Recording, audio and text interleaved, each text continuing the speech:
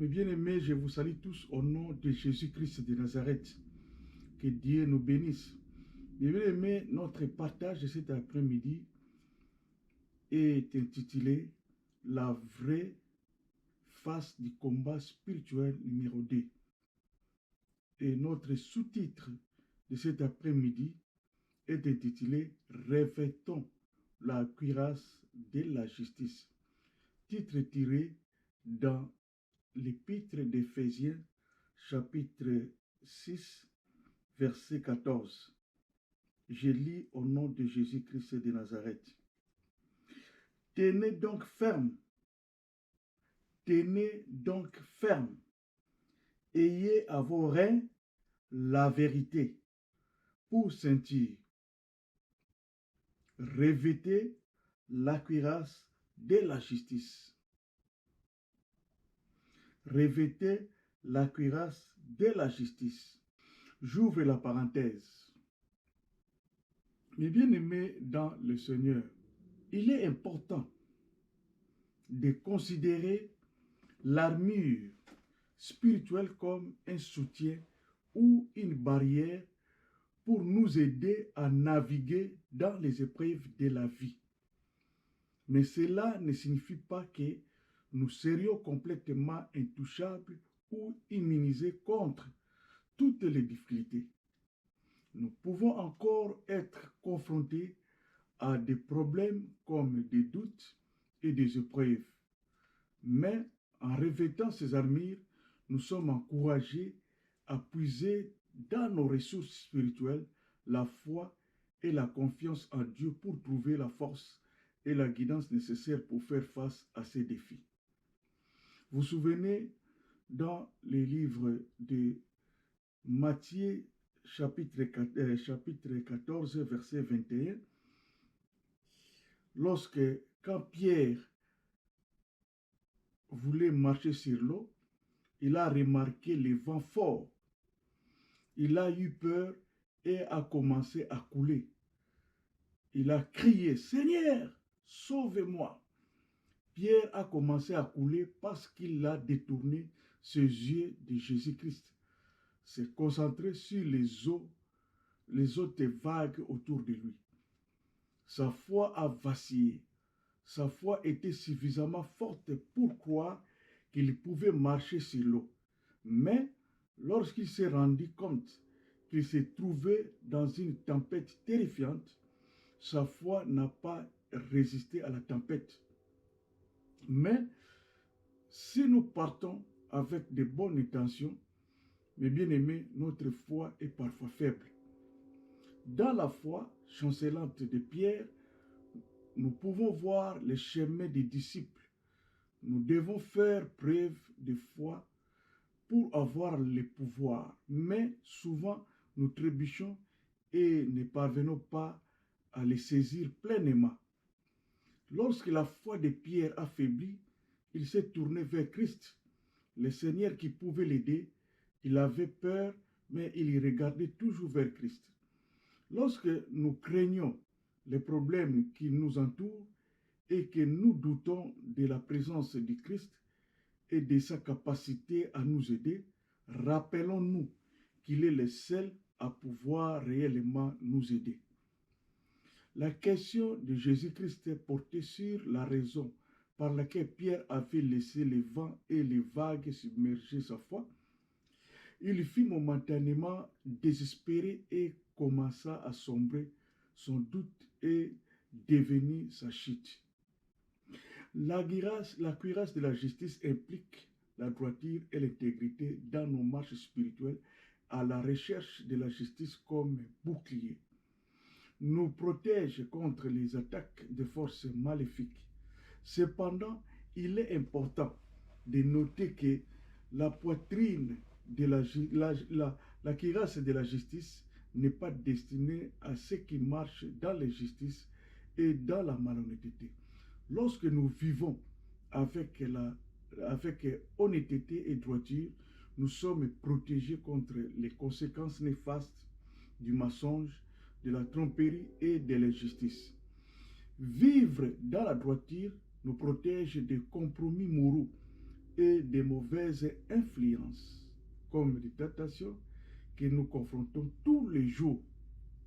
Et cela a également un impact positif sur notre entourage. Tout comme un gilet pare-balles protège les organes vitaux d'un soldat, la cuirasse de la justice sert à sauvegarder notre caractère moral et à guider notre action vers la droiture et vers l'incorruptibilité. C'est-à-dire, nous alignons nos actions et nos décisions sur les normes et les principes de justice de Dieu. Il s'agit de traiter les autres avec équité, honnêteté et gentillesse, tout en défendant la vérité contre l'injustice et l'oppression. Lisons Éphésiens 14, verset 31. Soyez bons les uns envers les autres, compatissants, vous pardonnant réciproquement, comme Dieu vous a pardonné en Christ. L'application du caractère moral dans la vie quotidienne peut être réalisée par divers moyens, en développant une conscience morale, en méditant la parole de Dieu, cultiver une révélation avec Dieu, en permettant à l'Esprit Saint de diriger nos pensées, nos paroles, nos actions, et évitons l'influence négative et rechercher la sagesse d'en haut, et aussi d'être conscient de l'impact de nos paroles et de nos actions sur les autres. Prenons le temps de réfléchir, évaluons les motivations derrière nos actions et considérons comment elles peuvent affecter les autres. Respectons les droits des autres.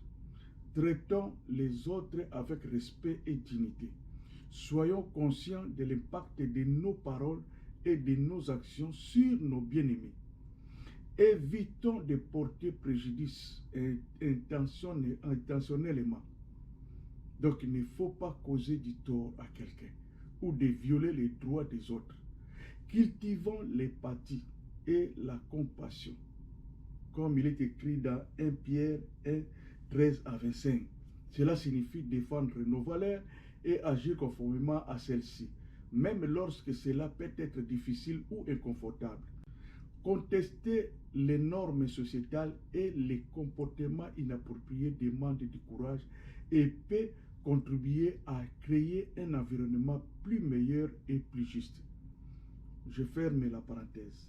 Mes bien-aimés dans le Seigneur, lisons Éphésiens chapitre 6, verset 14b, et nous allons aussi lire Psaume 89, verset 14. Je lis au nom de Jésus. Revêtez la cuirasse de la justice. Donc, revêtons la cuirasse de la justice. Donc, l'apôtre Paul parle avec un ton plus direct et plus concis. Revêtons la cuirasse de la justice. Et le livre de Psaume est en train de nous dire, Psaume 89, verset 14, est en train de nous dire, je lis au nom de Jésus-Christ. Donc, dans la prière de David, il dit, la justice et l'équité sont la base de ton trône. La bonté et la fidélité sont devant ta face.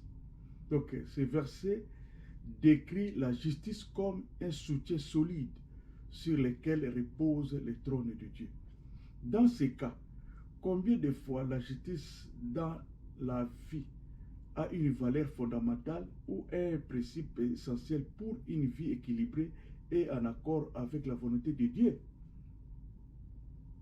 Mes bien-aimés dans le Seigneur, la cuirasse de la justice, donc alima, alima, symbolise la mise en place de la justice de Christ et la vie d'équité morale selon les normes de Dieu, et vivre conformément au commandement de Dieu et chercher à faire ce qui est intègre et droiture, donc et droite. Cela nous aide à protéger nos cœurs contre les influences maléfiques, les tendances et comportements immoraux et vivre d'une manière agréable à Dieu. Beaucoup de nos bien-aimés qui choisissent de vivre selon les valeurs de la justice aspirent à faire ce qui est bon et juste, non seulement envers les autres, mais aussi envers eux-mêmes. Cependant, il est important de noter que personne n'est parfait et que nous pouvons tous commettre des erreurs. Mais l'aspiration à la justice nous pousse à reconnaître nos fautes, à nous repentir et à chercher le pardon et la réconciliation. Que nous dit Proverbe chapitre 28, verset 6? Nous lisons au nom de Jésus. Mieux vaut les pauvres qui marchent dans son intégrité que celui qui a des voies tortueuses et qui est riche. Ce verset met l'accent sur la valeur de vivre avec intégrité morale. Ici, on ne parle pas d'une situation financière, mais d'un état d'esprit. Fait référence à l'attitude et à la disposition intérieure d'une personne. Cela concerne la manière dont une personne pense, ressent et perçoit les choses. L'état d'esprit joue un rôle crucial dans la façon dont nous visons notre foi chrétienne et interagissons avec les autres. Il faut qu'un enfant de Dieu marche dans l'intégrité et non à la malhonnêteté ou aux fraudes ni aux mensonges. Donc, Kanyakate. La justice s'agit plutôt d'un engagement à vivre selon les principes divins, en prenant des décisions justes et éthiques. Même lorsque personne ne nous regarde, traiter les autres avec équité et compassion. Cela signifie être authentique, transparent et honnête dans nos conversations et nos relations les uns avec les autres. Le roi David disait dans sa prière, dans le psaume 51, verset 6a, je lis au nom de Jésus, mais tu veux que la vérité soit au fond du cœur. Que la vérité soit au fond du cœur. Dans Ésaïe 1,17a, il est écrit, apprenez à faire les biens, cherchez la justice. Cherchez la justice. Luka Busembo. Il reconnaît que Dieu voit au-delà des apparences extérieures et favorise l'honnêteté et l'intégrité au cœur de nous et désire que nos pensées les plus intimes et qu'elles s'alignent sur la vérité et la justice.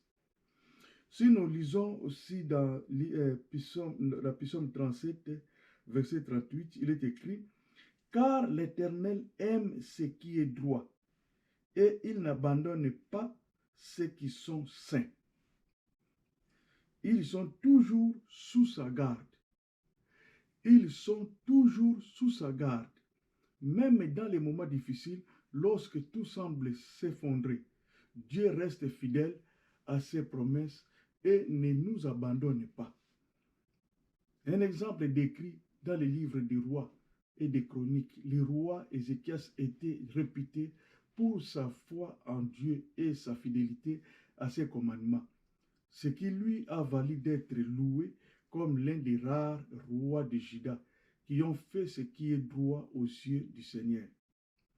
Un exemple frappant de son intégrité se trouve dans les livres des rois, donc 2 Rois 18, où il mène une réforme religieuse en éliminant l'idolâtrie, rétablissant le culte du vrai Dieu et restaurant l'observance des fêtes religieuses.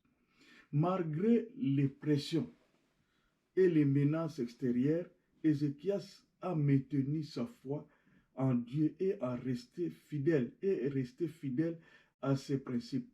Son attitude intègre et droite lui a valu les bénédictions et la protection de Dieu.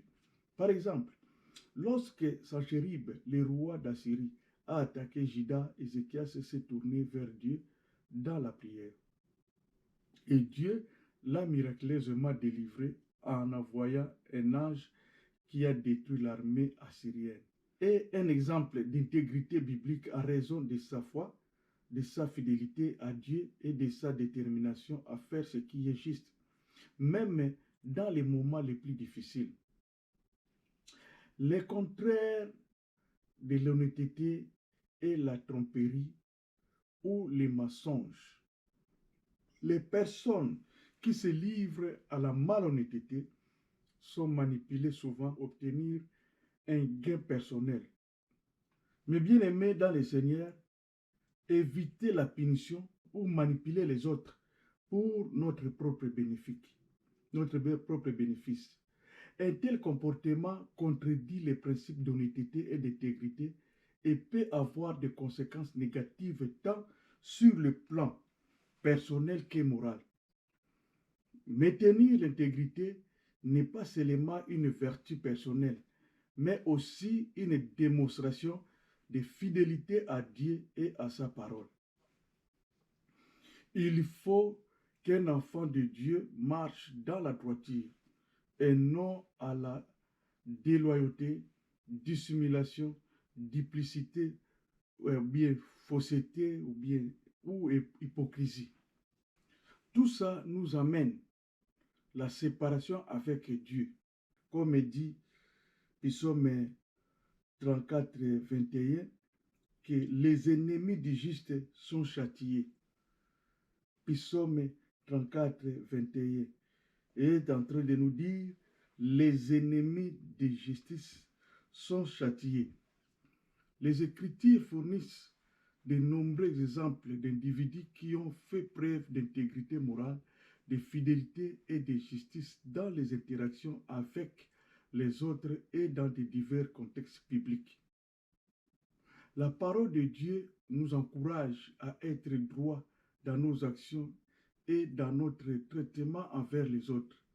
Dans Proverbe 11, 3 et Proverbe 21, 3, il est écrit « L'intégrité de l'homme droit les dirige, mais les détours des traîtres causent leur ruine. » Et dans le chapitre 21, verset 3, « Pratiquer la justice et les droits est plus agréable à l'Éternel que les sacrifices. » Donc, en ayant de l'intégrité, nous nous protégeons contre les compromis et les influences néfastes qui pourraient nous éloigner de notre relation avec Dieu. L'intégrité nous aide à rester fermes dans notre foi et agir avec droiture dans toutes les sphères de notre vie. D'autre part, se concentrer sur les traitements justes et impartials des individus au sein de la société. Il s'agit de défendre ce qui est juste et droit, d'assurer l'équité et de protéger les droits et la dignité de toute personne. Voici un exemple de la droiture qui démontre la droiture de Néhémie. Il dit « Avant moi, les premiers gouverneurs accablaient le peuple et recevaient de lui du pain et du vin, outre de l'argent. Leurs serviteurs, même opprimaient le peuple. Je n'ai point agi de la sorte par crainte de Dieu. » Néhémie, chapitre 5, verset 15. Néhémie a choisi de ne pas suivre les mêmes chemins. Il déclare qu'il s'est obtenu d'imposer de lourds fardeaux sur les gens et d'utiliser sa position à des fins personnelles. Il attribue sa décision à la crainte de Dieu, indiquant que ses actions étaient motivées par une révérence et un respect pour les commandements de Dieu et le bien-être des gens qu'il gouvernait. L'exemple de Néhémie nous montre que la droiture implique de faire des choix qui s'alignent sur la volonté de Dieu, même dans des circonstances difficiles. Bien que la poursuite de la justice ne soit pas toujours considérée comme bien public ou bien parmi les gens ou populaire dans la société laïque, la Bible nous encourage à donner la priorité aux principes pieux par rapport aux tendances et aux influences mondaines. Les exemples d'individus justes dans la Bible montrent que vivre une vie alignée sur la parole de Dieu apporte un véritable accomplissement, une paix et des bénédictions tant dans les espaces publics qu'en privé. Oui, tout au long de la Bible, il y a de nombreux exemples d'individus qui ont fait preuve d'intégrité, de justice dans le lieu public. Ces individus ont servi de modèles puissants pour les autres et ont mis en valeur l'importance de vivre une vie alignée sur les principes de Dieu, même face à l'opposition ou à la diversité. Mais bien aimés dans les Seigneurs, l'intégrité et la droiture sont favorisées ou trouvent faveur aux yeux de Dieu. Nous influençons positivement ce qui nous entoure et glorifions Dieu par nos actions. Dieu est un refuge pour ceux qui agissent avec justice, les protégeant du mal et leur fournissant sa présence constante. Mais bien aimés, nous croyons que nous devrions mettre en œuvre la volonté de Dieu pour être victorieux. Cela implique d'obéir au commandement divin, d'aimer Dieu et ton prochain, d'agir d'une manière honnête et sincère, de lutter contre l'injustice et de cultiver l'humilité et la réflexion sur soi-même et de chercher à vivre une vie juste et vertueuse. Que Dieu bénisse sa parole. Amen.